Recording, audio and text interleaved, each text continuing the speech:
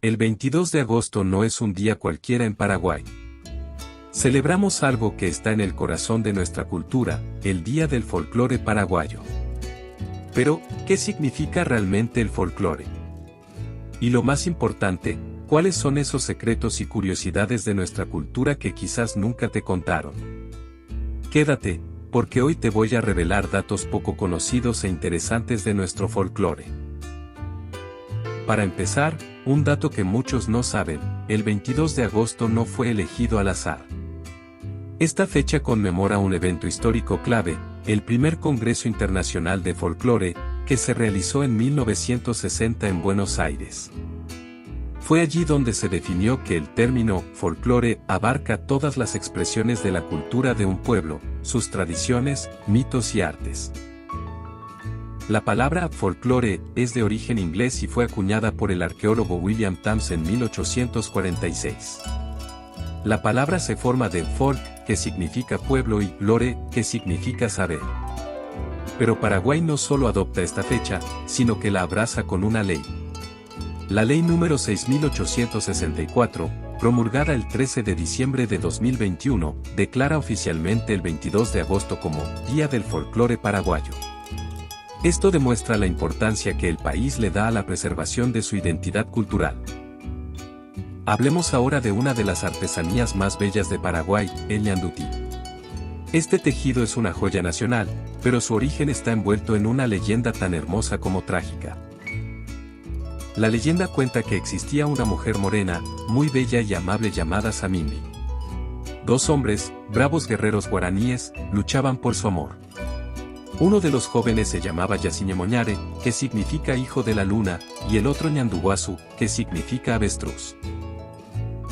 Una noche en que Yaciñemoñare suplicaba a Tupa, que significa Dios, que lo ayude a conquistar el amor de Samimbi, vio en lo alto de un enorme árbol una especie de encaje de color plateado, era perfecto y la luz de la luna lo hacía aún más bello.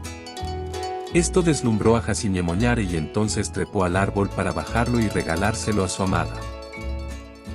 En ese momento también pasó por allí Ñanduguasu que, al ver aquel tejido tan hermoso, se puso furioso por los celos al saber que su enemigo lo conseguiría antes que él. Sin pensarlo dos veces, le disparó una flecha. Yaciñemoñare cayó y murió en el acto. Entonces, rápidamente Ñanduguasu trepó al árbol, pero cuando quiso tomarlo, solo quedó en sus dedos el tejido que se desgarró al instante, comprobando que se trataba de una tela de araña. El remordimiento persiguió por varios meses a Ñanduguasu hasta que, un día, su madre logró sacarle el terrible secreto. La mujer pidió entonces a su hijo que la llevase hasta aquel árbol. Así lo hizo Ñanduguasu y, cuando ambos llegaron hasta el lugar, vieron con sorpresa que en ese mismo sitio se encontraba un tejido idéntico al anterior. La mujer, queriendo consolar a su hijo, que desde la muerte de Yaciñemoñare vagaba sin rumbo por la selva, decidió regalarle un tejido igual al de aquel árbol. Para esto, la anciana se puso a estudiar con mucha atención la ida y venida de las arañas mientras hilaban con tal perfección hasta lograr aquel encaje. Entonces tomó sus agujas de tejer y empezó a copiar los círculos y rectas que las arañas dibujaban, y utilizando como hilo las hebras blancas de sus cabellos, logró reproducir aquel singular tejido. Y si hablamos de expresiones únicas, no podemos dejar de lado la danza de la botella. Esta coreografía es uno de los mayores desafíos de la danza folclórica paraguaya. ¿Sabías que no solo es un baile, sino también un símbolo de la destreza y el equilibrio de las mujeres paraguayas? Las bailarinas, con una gracia impresionante, realizan pasos de polka mientras sostienen una, dos, o incluso hasta 10 botellas de vidrio apiladas sobre sus cabezas sin sujetarlas con las manos.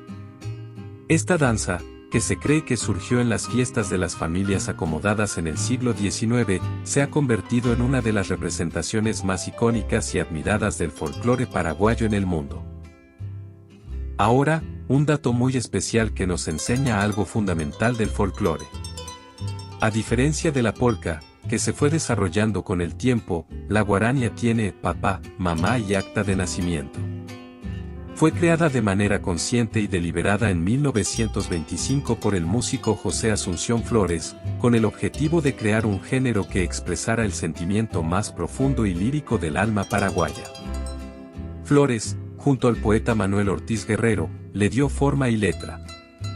Es uno de los pocos casos en el mundo donde se puede señalar el origen exacto de un género folclórico.